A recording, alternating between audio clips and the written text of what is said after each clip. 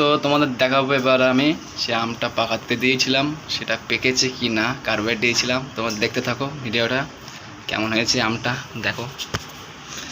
এই যে এটার মধ্যে আম আছে, হ্যাঁ আমি এটা আম রেখে পাকাতে দিয়েছিলাম।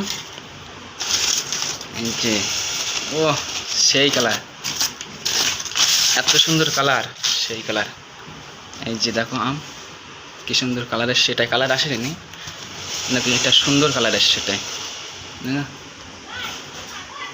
সুন্দর কালার। আমে একদম পেকে গিয়েছে, একদম নরম হয়ে গেছে। তো দেখা যাক কটা আম পেকেছে কি না পেকেছে, দেখা যাক। তোমরা দেখতে থাকো ভিডিওটা পুরোটা।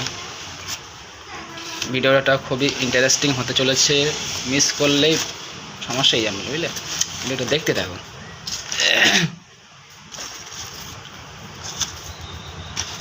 তো কটা আম হয়েছে দেখি, 1 2 3 4 5 6 7 8 9 10।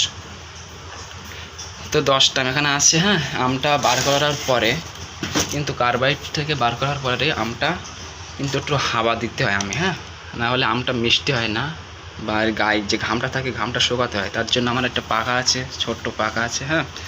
এই যে এরকম ধরনের পাকা আমি ঘরেই বানিয়েছি, হ্যাঁ। এই যে সাথে লাইটও আছে, এই লাইট জ্বলবে, সুন্দর জোর আছে। আচ্ছা যাই হোক, তো আমি এই পাকা হাওয়াটা আমে দিয়ে দেবো। খুব সুন্দর পাকা হাওয়াই, খুব সুন্দর। এই আমে একটু হাওয়া দিয়ে দিতে হবে, তাহলে আমটা খুবই সুন্দর কালার আসবে।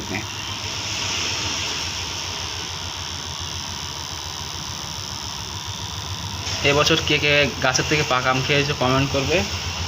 আর তোমাদের